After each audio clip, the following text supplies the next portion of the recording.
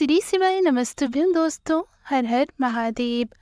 पूजनीय गुरुजी पंडित प्रदीप जी मिश्रा की हरि विठ्ठल श्री महाप्राण की कथा जो कि पंढरपुर में चल रही है। आज 30 दिसंबर को कथा का छठा दिन था और आज गुरुजी ने सभी भक्तों से निवेदन किया है जो लोग पंढरपुर की कथा में नहीं आ पाए हैं और अपने घर पर ही बैठकर शिव महाप्राण की कथा को श्रवण कर रहे हैं, टीवी के आगे आस्था चैनल के माध्यम से, यूट्यूब चैनल के माध्यम से कथा को श्रवण कर रहे हैं, या जो भी भक्त गुरुजी की अगली कथा जो कि पंजाब बठिंडा में है उस कथा में नहीं आ पा रहे हैं, तो भीड़ बढ़ाने की ज़रूरत नहीं है। गुरुजी ने एक निवेदन किया है, आप उस तरह से घर पर ही रहकर शिव महाप्राण की कथा को श्रवण करते हैं तो आपकी मनोकामना पूर्ण होती है। तो आइए जानते हैं गुरुजी ने क्या कहा, किस तरह से शिव महाप्राण की कथा को श्रवण करना है जिससे आपकी भी मनोकामना पूर्ण हो सके।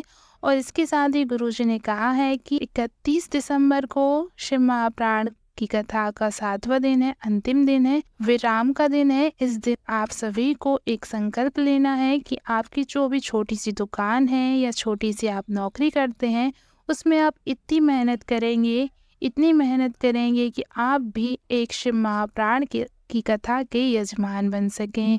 तो ये संकल्प सभी को कल 31 दिसंबर को कर लेना है जिससे आपके भी जीवन में उन्नति हो सके और आप भी शिव महाप्राण की कथा के यजमान बन सकें। देवादिदेव महादेव आपको इतना धन दें, इतनी संपत्ति दें कि आप भी भंडारा कर सके, भोजन का भंडारा कर सकें, शिव महाप्राण की कथा के यजमान बन सकें।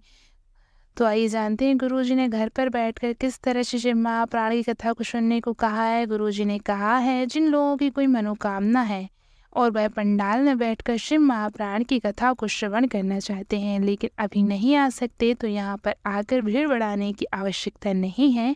आप सभी टीवी के सामने बैठकर, अपने मोबाइल के सामने बैठकर एक आसन लगाकर पूरी कथा को श्रवण करें।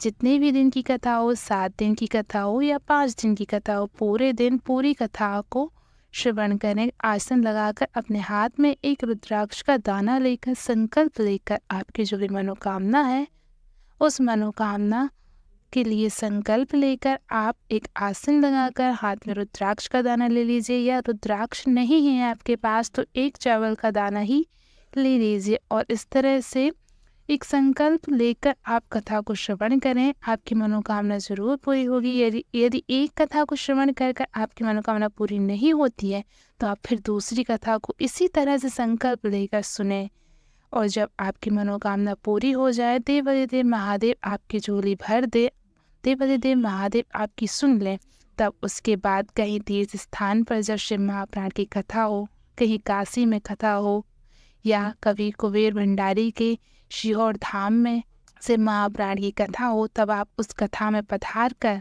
उस कथा के पंडाल में बैठकर कथा को श्रवण करें। अभी कथा में आने की आवश्यकता नहीं है। जब आपकी मनोकामना पूरी हो जाए, घर से ही आप अपनी मनोकामना पूरी कर सकते हैं इस तरह से।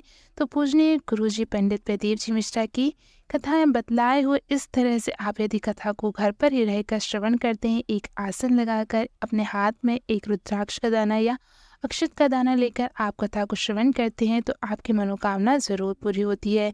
और इसके साथ ही कल 31 दिसंबर को जब कथा का आखिरी विराम का दिन है, उस दिन आप सभी संकल्प लें कि आपकी जो भी दुकान है, व्यापार है, छोटा मोटा ही व्यापार, नौकरी है, उसमें आप इतनी मेहनत करेंगे, इतनी तरक्की करेंगे कि आप भी एक दिन एक शिव महाप्राण की कथा की यजमान बन सके, आप भी अन्न का भंडारा करवा सकें। आप सभी को कल ये संकल्प लेना है कि 2024 तक आप इतनी मेहनत करेंगे 2024 में कि आपकी भी तरक्की हो और आप भी यजमान बन सकें।